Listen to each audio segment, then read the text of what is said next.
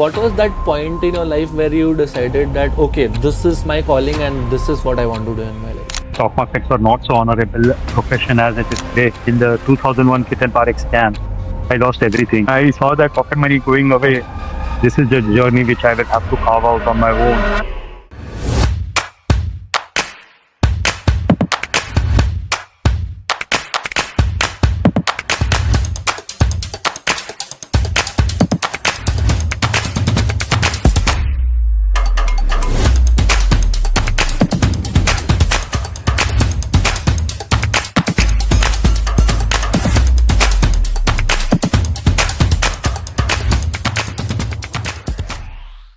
Hello everyone, I'm Sahil and welcome to the Vault Spaces, an original podcast by the Vault Circle.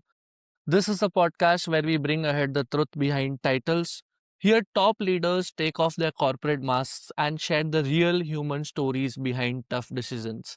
It's all about trust, honesty, and the leadership lessons you won't hear anywhere else. Let's get started. So, today we have with us our guest, Mr. Sagar Tanna. He's the CIO at Alchemie Ventures, someone who is built through business and investments, but more importantly, someone whose journey has been shaped by real choices, real risks, and real lessons. Welcome, Sagar sir, to World Spaces. You can give your brief introduction to everyone who's watching this at the moment. Thank you, Sahil, for inviting me for this podcast. And I thank you and the World Circle team for having done such a wonderful journey to invite speakers, professional speakers, and enlighten audiences across the globe. I'll just give a brief background. My name is Sagar Tanna, and I head the family office at Alchemie Ventures. And a brief about myself. I've done equities all my life, right since my college days, post school. In fact, 1992 is when I started my first equity trade, which was the Master Gain 1992 during the Harshad Mehta time. And I used to say earlier, eat, drink, sleep equities, which is now modified since I've been part of family office. It's now eat, drink, sleep capital markets, as we do various asset classes. But I have done nothing but equities and capital markets all my life. And we joke in the family that in case if capital markets were to shut down, I'll be the probably the first unemployed person in the family. Amazing. So, sir, why equities? Like 1992, what age were you back in 1992? 18, I was 17, I was something? 16. I was 16, Sahil. Just 16. That's right. So the Just so then what my 10th standard and Harshad Mehta craze was there, and it was very difficult to remain away from that charm. That was a real equity cult that we saw. And I was already smitten by the work to make money coming from a Gujarati family. I thought that's a wonderful way to make. fair? So was it so in our generation, Instagram making reels is like the trend. Everyone wants to do that. So was back then in your circle equities that thing that okay, someone who is doing equities is considered to be cool kid who does something in the stock markets. Was it the case back then? So kids didn't know about stock markets.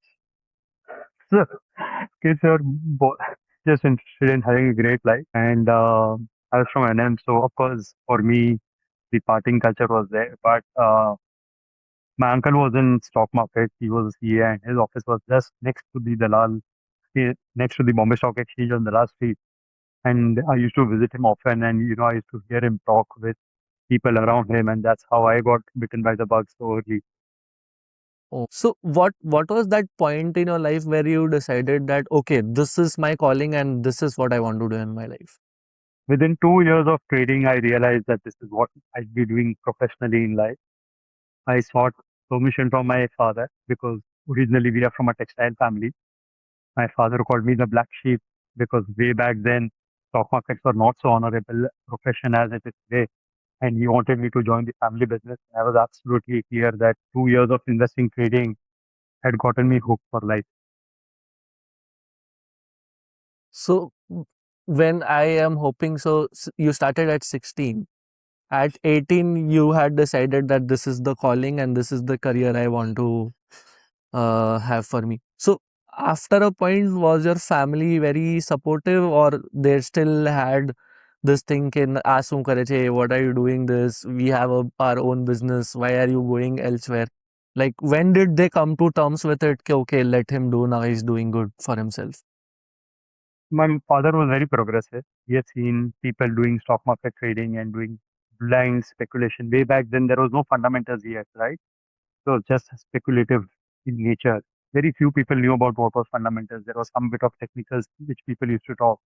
So my father encouraged me to start reading economic times at 18. And you can imagine what I'd be going through. At 18, you hardly understand anything about finance, the world of economy. But he said, if you want to do this, this is the only condition I keep, that you will read economic times every day. And he ensured that I subscribe to it. And in those days, we used to get PSJ, the Wall Street Journal, Premium, Capital Market, all those magazines. IPOs were a way back, a mania way back in 1994. And he made me read all those magazines. He said, if you want to do it, you've got to do it by reading, understanding what's happening rather than just. So I think they were very supportive, and that laid the foundation for me to start my professional journey by trying to get attuned to fundamentals, which was so new in capital markets way back then. So, do you remember your first big profit that you made earlier in your career? If you could just share how much was that profit and what did you do with that money? I'll tell you the first big loss I made. So, Okay, we can start with first big loss. Fair. so I got deposit from my school fees. The school refunded back the moment you passed your 10th. My father gave me that money, and I invested in Must in 1992, which was the IPO for mutual fund by UTI. And you know, the Harshad Mehta scam emerged and the markets crashed. And I lost 70% of the money. And I had no face to show to my father. But he was very supportive. He said, that is how it is. It's good that you learned this very early in your life. So you understand that, money making is not so easy and you will have to learn this the harder way. And I think that really struck a chord within me. Got it. And so, how did you deal with it? Even though your father was supportive, you still, as a Gujarati, I can relate that the moment you lose even 5 rupees, you sulk over it. कि, "अरे, how did I lose money?" So, how did you deal with it and overcome that, your first biggest big loss? I thought, there goes my pocket money. Because So, for how many months? Yeah. that money was actually for me to use, right, at my discretion. It could have been my pocket money, and I chose to invest thinking that I'll make more money and I'll have more pocket money, right? And I saw that pocket money going away in a this couple of minutes. So, what was your lesson from that? Like early on, what was your lesson from your first big loss? Frankly, that this is not as easy as it seems, and I'd have to really put in a lot of efforts to understand. And that actually shook me up, because that was the first pound of money that I actually got from the family, and I lost 50, 60, 70%. And I didn't understand what happened, how it happened so fast. And the scam happened, and from I think Sensex was around 4,500, and we slipped below 2,000, 1,900 or so was the Sensex in a very short span of time. So you can imagine that you can lose 60, 70% in a span of just weeks. That actually shook me up. So I think that learning now in 2026, if you're still talking about it, I am sure you've encarved it in your heart and mind that, okay, this is something that I have to be prepared for. So that's amazing. I just want to understand. So you started doing this right after 10th standard. So how was your college life? You would have kids who have completely different aspirations, your friends who have complete different career goals, and here you are constantly focused on equities, capital markets, stock markets. So how was your college life, if you could just throw some light over there?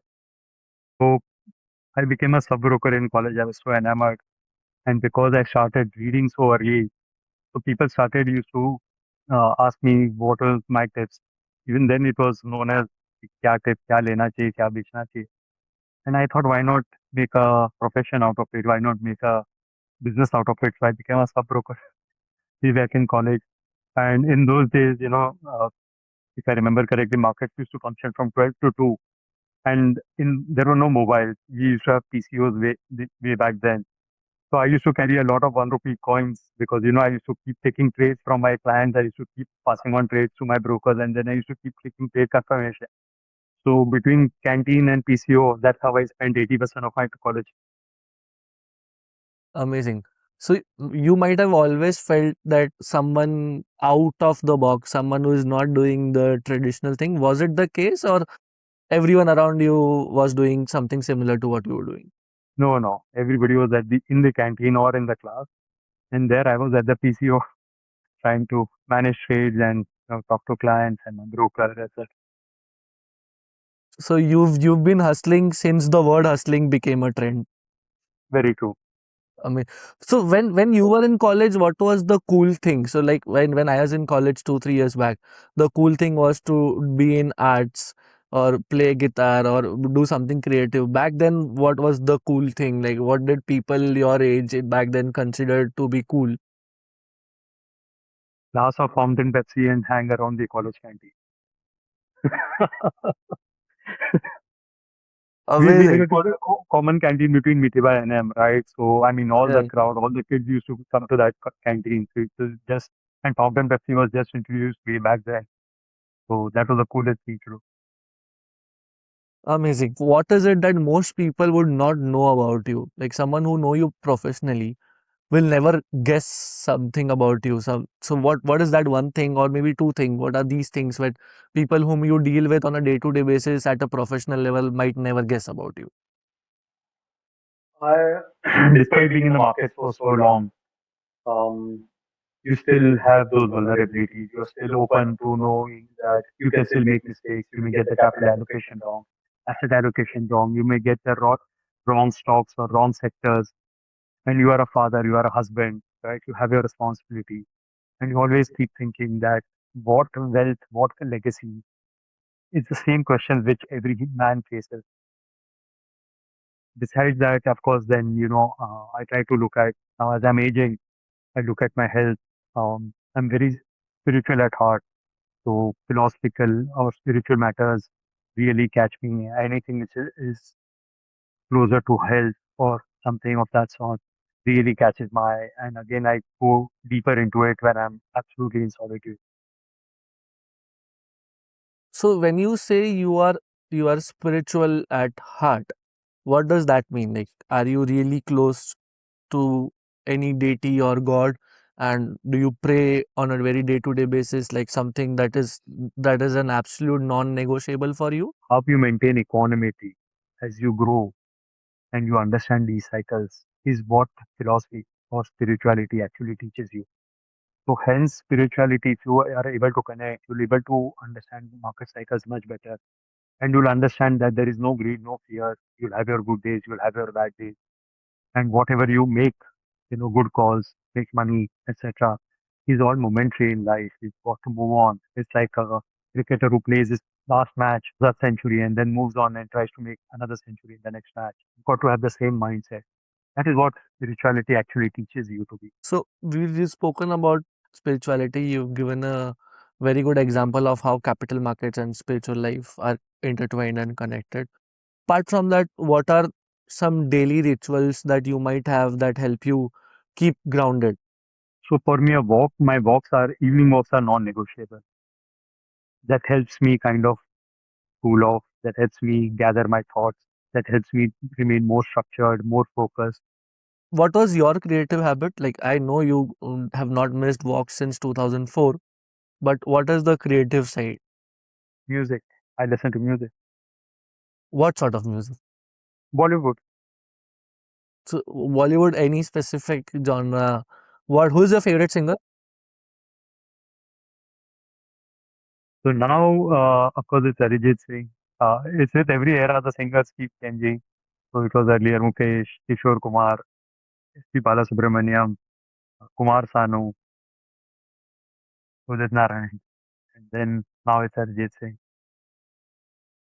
So, how often do you listen to music in your day-to-day life? At least while commuting, I try to listen to it at least once, one journey or at least half an hour or so. It kind of refreshes me. Or in the night, post meal, I try to listen to some music because that helps you calm down, kind of helps you unwind, right? Fair. Do you have a playlist? Oh yeah, it's 1,000 songs plus And what is that playlist across name? 60, 70 years.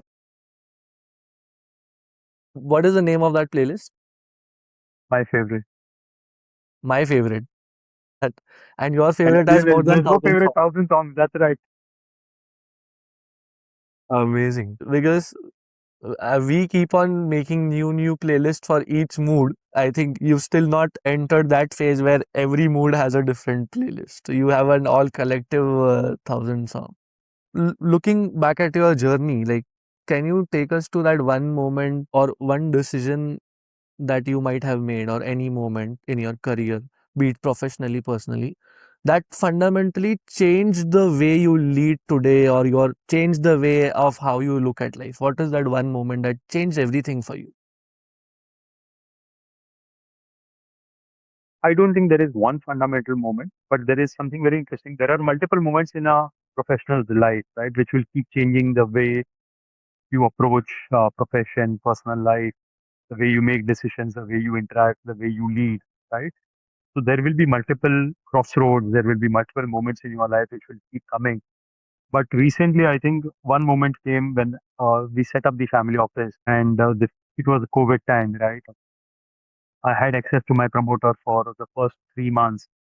Then he just stepped back and he said, after he gave me a brief overview in terms of what we do, how we do, what are the entities, and how it is structured. And thereafter, he went back because we are hands on, the promoters are hands on the businesses. And I had no choice but to figure out the solutions myself. And he was completely, I mean, 80% of the time, he was just not available because he was so caught up. Because as you know, the wave two got over and things started resuming. He was caught up with so much pending work that I had no choice but to redraw everything. And that's when I realized that I have to do it. There's no choice. There's no fallback option. There's no promoter to handhold me. This is the journey which I will have to carve out on my own. And they had a lot of faith in me. So that actually changed everything about the way I thought, right? And today our family office, the way it is, I'm really surprised the way it has shaped up. When I look back, I didn't realize when we started the family office that we would shape up to so well, right? And because he stepped back, I had no choice but to evolve. Talking about setbacks, failures, so we all celebrate successes so publicly, but failures are the one that shape us, privately and in silence. So what is that moment in your life where you had a setback or something that truly went wrong and it shook your confidence in yourself and in life and in your career path? What is that one? Because everyone has that one setback where they That's right. actually sit and they're almost about to cry and they reconsider everything. So if you're comfortable sharing that one moment which completely shook your confidence. So it was the 2001 Kitchen Park scam. By that time, I had made some money investing in markets. And in the 2001 Kitchen Park scam, I lost everything. And that shook me up completely. In fact, that was the only time in my life when I thought of quitting capital market, stock market. I would have never ever thought of it, right? Because that was my passion all along. And it shook me up so badly that having lost so much money so rapidly and having made tons of money and then losing everything so fast actually shook up the confidence that can I actually survive in the market? Am I cut out for market? It made me think very deeply for the next 12, 15 months. Got it. So how did you overcome what went after that and you lost everything and people start owing you money? How did you overcome from that? So there is one gentleman, unfortunately I can't name him. He's a promoter of a very large firm. He stood by me. He gave me confidence and he allowed me to make mistakes at his with his capital. He says the loss is mine, the profit is shared. And I thought this man is crazy. I have zero confidence in putting a single rupee in the market. He's betting on me. And that actually changed everything. That completely changed. Today, whatever I am, the version 2, my comeback, is all thanks to this gentleman. I'm sure you won't even remember it, but for me, that was a life changing moment. Are I you would are you have still even in come touch? back in the market if he wouldn't have stood by me. That's as candid as I can be. So speaking of such angels, so I call these set of people angels. I've also had a couple of angels in my life. So be it angels, mentors. Can you name any of your mentors or people because of who you are today or because of whom you are where you are? Like who are these mentors, people who have helped you at different situations of life? So at a very early stage in life, way back in 2002, I happened to join Motilal Oswal. And not only join Motilal Oswal was even then, way back then, was a powerhouse in equity, had a professional research team in equity, one of the first brokers to actually professionalize equity research in our markets, and in such a beautiful way. And so not only joined Motilal Oswal, but I also happened to work very closely with Ramdevji. And today, whatever I am in terms of my candidness, my ability to be plain, be grounded, and everything is Ramdevji. I mean, to be very honest, I was so enamored, and I still am so enamored by him. And he was very candid. I was a kid way back then, right, in my mid 20s. But he was so candid about his learnings, about his mistakes, about what went right, what went wrong, his curiosity to learn in markets. And he always taught me that, if you want to be in this market is about knowledge. You have to keep learning. You always have to be a student in the market. And that is what I am today. All through my career, this has always remained with me. Ramdevji's learnings of those early days actually set the foundation for what I am today. So I think if you ask me one gentleman, it would be Ramdev Agarwal of Motilal. So now I have one question for you. It follows with two more questions. Are you very logical or are you very empathy driven? Like logic or empathy? Think more logic, More logic? significant, more logical. Because every leader they face moment where logic and empathy collide. So can you share a tough call that you had to take where your heart said something, but you know that okay, you had to take some call which is not something that you might have want to take, but of course you might have had to take that tough call. Can you just tell me some moment that had occurred, where your heart was saying something else, but you had to follow your head and do something else? So when you lead a team and you manage people, this is where the maximum collision happens. Logic versus empathy, right? And these are the people who work with you, help you where you are, help shape up the family office where you are, right? And even in my previous organization. So people decisions are always challenging, right? That's where empathy and logic will always have a collision. That is where you will not be able to, you'll always have a digression between what your heart and your head thinks. But you've got to make those tough decisions and yet kind of ensure that there is no disruption. So when you say tough decisions, you talk about letting people go, like No. asking them to leave? So I always believe, style, if you give a batsman bowling, right, he's gonna do miserably. Fair. And if you give a bowler and you send him as an opening batsman, right, he's may not do so well. It is letting go is the easiest thing to do, is the shortest cut. The difficult thing is to understand what is the person good at, right? What are his natural skills? And can you give him some responsibility which is attuned to his natural skills? That is when you would have done your duty or justice as a reporting authority or reporting manager or as a team leader, right? To me, that's the most important thing that our EL needs to do, is to understand what are the strengths of his team members in ensuring that the task given to them align with their skills and capabilities. And that is when you will have the most productive outcome. So now you've had such years of experience. For us people our age, for everyone else, you've achieved a lot. You've achieved a lot more than the conventional standards, right? But when you are alone and you're sitting with your own self, how do you personally define success today? It's a moving goalpost. Fair. What what was my success parameter way back in 2001 when I lost everything was very different. Then the success parameters changed again in 2008. By that time, you had crossed the goalpost that you had for yourself. And then there's a moving goalpost. There's no end to it. And it's good to have aspirations. You need to have keep evolving. You need to challenge yourself. Only then life becomes very purposeful, right? Otherwise, you've lost purpose. If you think you've achieved success and you've arrived in life, you're going to lose purpose. You're going to lose that passion. And for me, that So is non-negotiable. so you've worked across markets, you've worked across companies, you are a leader now, someone who is leading a very big family office.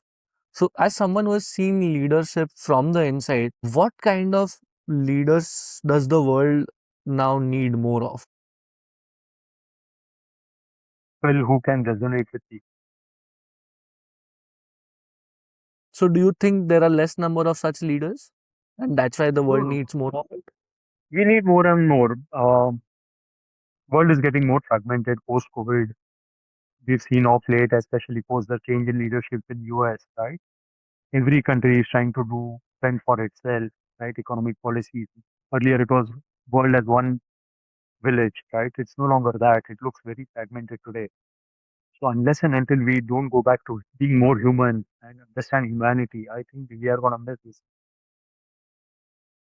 So people my age or people who are not leaders yet but want to be future leaders. So what is that one quality you would hope for them or you would ask them to have, not for their performance as a leader but their own inner peace?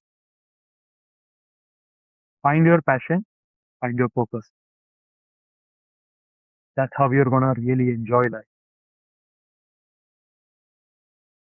Warren Buffett says that, you've got to tap dance to work. If you actually think deeper onto this meaning, what does it mean? That you've got to come dancing to work means you actually look forward to getting up early in the morning and, reaching office and working, starting your day. It's no, you don't look forward to vacations because, you find your work boring. It is not very exciting, right? It's not your purpose. So unless and until you don't tap dance to work, you won't really enjoy life. And how do you tap dance to work? You need to have your passion and purpose together. So before we end, few final questions. There's one question that I think is going to stay constant for all our episodes, and we would ask everyone this question at the end. Are you happy and satisfied in your life? It is my purpose, it's my passion. As I said, this is what I wanted to do at a very early stage in life, and that's what I'm doing. I've not deviated a bit. So you don't have that feeling that you have lost something, you have lost achieving something, or you are running behind time, or everyone is else is going ahead of you, and you are still the same. So you don't get such feeling. No, I don't get such feeling, nor do I wish for an alternate career, nothing. Amazing. Even today, I love reading because that's a habit which I cultivated very early in life. So I love reading even today, and even on weekends, I'm actually reading something or the other. So a Got it. lot of people, a lot of my friends have said, why don't you kind of uh, step down professionally and kind of just manage your own investment? I don't have these boundaries. I don't have these walls because, as I said, for me, it's not boring. It's not something which I'm doing unwillingly. This is what I would want.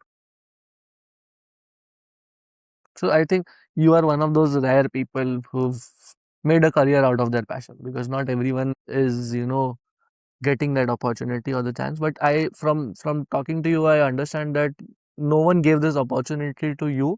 You took it, you made that passion, you figured out your career point, and of course you've had people who've helped you be where you are. I mean, I am enjoying this conversation so much because every person, every individual that you talk to is always chasing something. They're always behind something. But in your case, you seem to be very calm. You figured out, okay, ठीक है, whatever has to come will come. How would you, motivate or give that advice to people my age who are constantly chasing? So for me, we are generation, all my friends are constantly chasing something. They also don't know what they are chasing. They're constantly look in search for validation, money, career choices, multiple revenue streams. Every time I talk to a friend, they are busy and they're constantly doing something. They're constantly chasing something. So, what advice would you give to someone like this who is constantly chasing something?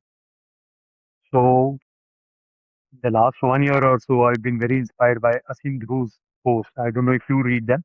Yeah, Sachin yeah. Guru is CEO of SBFC. 2026 post you must read again and again and again. All of us should read again and again. I read it every weekend. He actually emphasizes that don't chase validation, don't chase ego, don't chase money. And he also mentions that you must have a purpose and passion. You must have a joyous life, right? Don't chase happiness, chase joy. I think it's very interesting, and that's what I kept repeating in this conversation that find your passion first, and then chase your purpose. You'll achieve everything that you want. I mean, whatever you desire will happen, and I'm a live proof of it, right? That having gone through various cycles in my own personal life, all my goals one by one, they kept achieving. And frankly, even today, I just keep doing things what I was doing 20, 25, 30 years ago. It's because my passion hasn't changed and my purpose is getting sharper every single. Fair. I think eventually the way we've done this conversation, that is what is the brand that I am also trying to make, right? World Circle and World Spaces. So World Spaces, the core of it is to talk to people as they are as humans.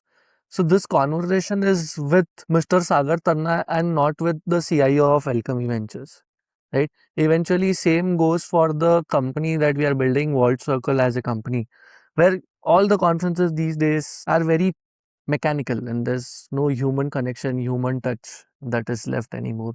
So, sir, thank you so much for stepping into this safe circle and sharing not just your journey but your humanity as well, the person you are as a human. And this is exactly what the World Spaces stands for: real stories, real leaders, and truth. So, very grateful. I am always going to be grateful to you. You've been an inspiration to me, and that's why you are here, because you've personally helped me shape the way I lead my life. So thank you so much for giving your time, and thank you so much for being a part of this podcast. It is my pleasure. Thank you, Sahil, and all the best to you and Volta. One last thing that you would want to share or tell to anyone who is going to watch this episode. Keep having higher aspirations and never let go of your dreams. Thank you so much. Thank you for your time. Thank you.